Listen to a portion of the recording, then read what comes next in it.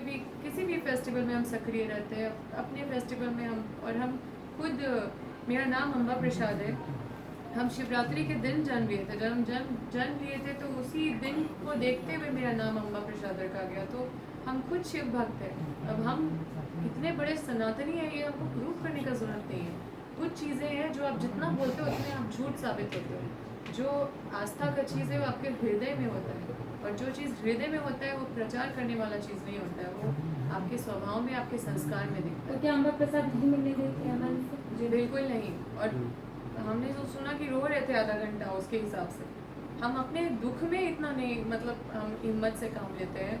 मतलब वो क्या चीज़ है कि मतलब हम इतने चुनौतियों से जूझ के हर चीज़ को एकदम मुस्कुराते हुए आप लोग के सामने आए हैं।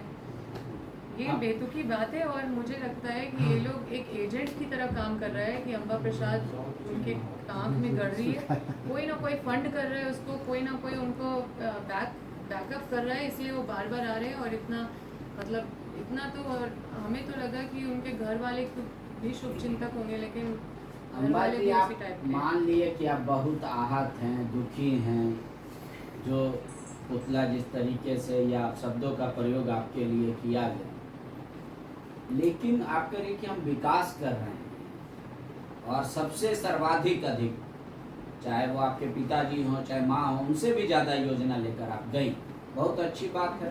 लेकिन आपको नहीं लग रहा है कि ये क्षेत्र का समस्या सबसे बड़ा समस्या है और आप चाहती तो इसको सॉर्ट आउट कराती, लेकिन आपने दो समुदाय के बीच का मुद्दा समझ के इसको छोड़ दिया गया था ताकि कोई आए और खेती करे। देखिए, सबसे पहला बात, ये मामला जो इस तरह से ये लोग कर रहे हैं, दंगा करवा के या फिर भड़का के, या फिर इनको लगता है कि कुछ नेगेटिव एस्पेक्ट पे जाएंगे तो कुछ हो जाएगा, तो इससे तो मुझे कभी समाधान नहीं दिखता। हम ऐसा नहीं है कि इस समाधान के लिए नहीं लगे हुए हैं, और अभी भी आपको एश्योर करते हैं कि इनका गंदा राजनीति जिस दिन खत्म हो जाएगा ना, उस दिन हम खुद वहाँ पे दोनों समुदाय के बीच सक्षम है इस मामले को समाधान करने के लिए। लेकिन ये लोग नहीं करने दे रहे हैं समाधान, और ये लोग चाहते हैं कि वहाँ पे ये राजनीतिक अखाड़ा बना रहे।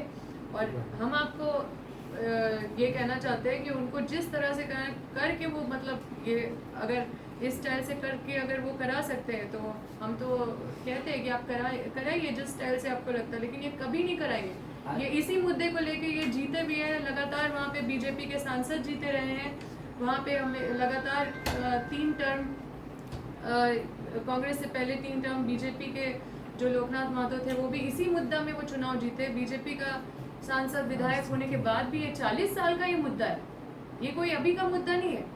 तो आप बताइए कि यहाँ पे अम्बा प्रसाद का क्या मतलब तूक बनता है कि आप अम्बा प्रसाद का पुतला क्यों दहन करें? इससे मेरा क्या मतलब किरदार है? अम्बा जी, एक आखिरी सवाल होगा। नेता प्रतिपक्ष अपनी टीम के साथ गए थे, विधायकों के साथ, आज वहाँ पे ग्रामीणों का सुना, दर्द सुना।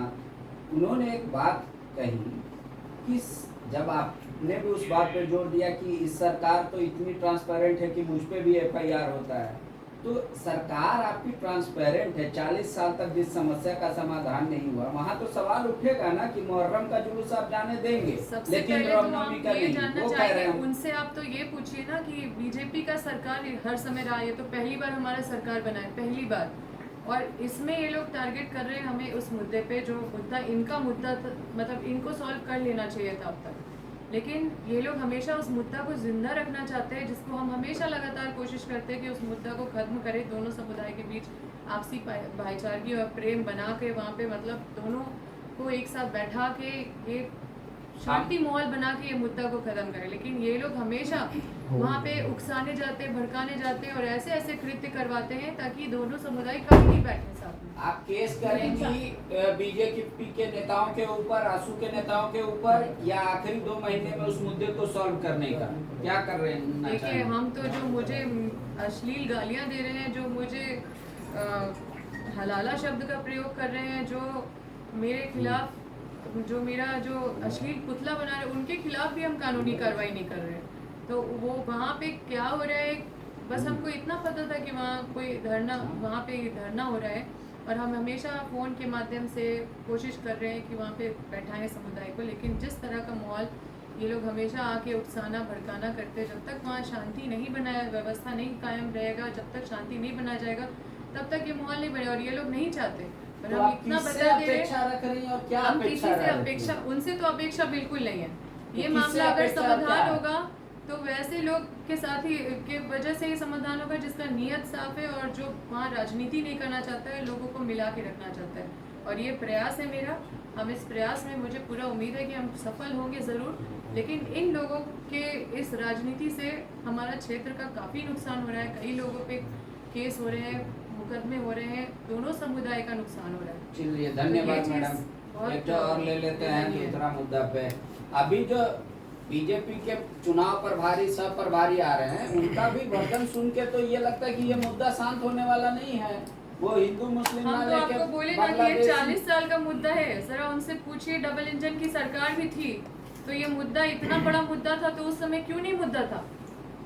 अभी मेरा अश्लील ये पोस्टर बना के और मेरा अश्लील मतलब स्टैचू लगा के और मतलब पुतला बना के, मेरा अश्लील पुतला बना के, हलाला वर्ड यूज़ करके और मेरे खिलाफ इस तरह का मतलब माँ बहन का गाली देके ये क्या साबित करना चाहते हैं विरोधी। नहीं तो आप सरकार को कहेंगे कि भाई प्रशासन दोनों पक्षों को एक लेकिन जगह लाए और कोई बैठ भी के आप वार्ता जनप्रतिनिधि करें। कोई भी जनप्रतिनिधि नहीं चाहता कि कोई क्षेत्र में शांति भंग हो। कोई भी जनप्रतिनिधि नहीं चाहेगा कि दो समुदाय के बीच में विवाद हो, लड़ाई हो। और हमेशा अपने क्षेत्र में शांति और अमन चैन कैसे फैले, उसके लिए हमेशा हर जनप्रतिनिधि प्रयास करता है। और ये धन्यवाद। सरकार के स्तर का भी चीज़ नहीं है, ये वहीं के लोग मिलके और वहाँ का अगर सूझबूझ से अगर जनप्रतिनिधि बैठ गए, आपसी भाईचारगी के साथ ही ये तनाव खत्म हो जाएगा। लेकिन इस तनाव को खत्म नहीं होने दिया जा रहा है, वहाँ पे एजेंट बैठा दिया जा रहा है ताकि ये तनाव हमेशा बना रहे। ओके। और ये बहुत ही लज्जित होने वाला बात है कि इस तरह से मतलब ये लोग जो कृत्य कर रहे हैं और इतना अश्लीलता पे उतर गए हैं, इतना निम्न स्तर का राजनीति कर रहे हैं और इनके पास कोई मुद्दा नहीं है। एक महिला जिसको जब बेटी बहन के रूप में देखता है, उनके भी घर में बेटी बहन है, लेकिन इतनी गंदे शब्द का इस्तेमाल कर रहे हैं। ये काफ़ी दुखदायक है क्योंकि हम रात दिन मेहनत करते हैं, क्षेत्र में लोगों को परिवार का सदस्य समझते हैं और ये अनुभव करना अपने आप में काफ़ी लज्जित करना होता है क्योंकि हम जिस समाज में रहते हैं उस समाज में हम लोग अपने देश का संस्कार और अपने धर्म का संस्कार का प्रचार करते हैं, लेकिन ये हमारा संस्कार ना धर्म देता है, ना हमारे देश में ये संस्कार है, ना हमारे समाज में ये संस्कार होना चाहिए।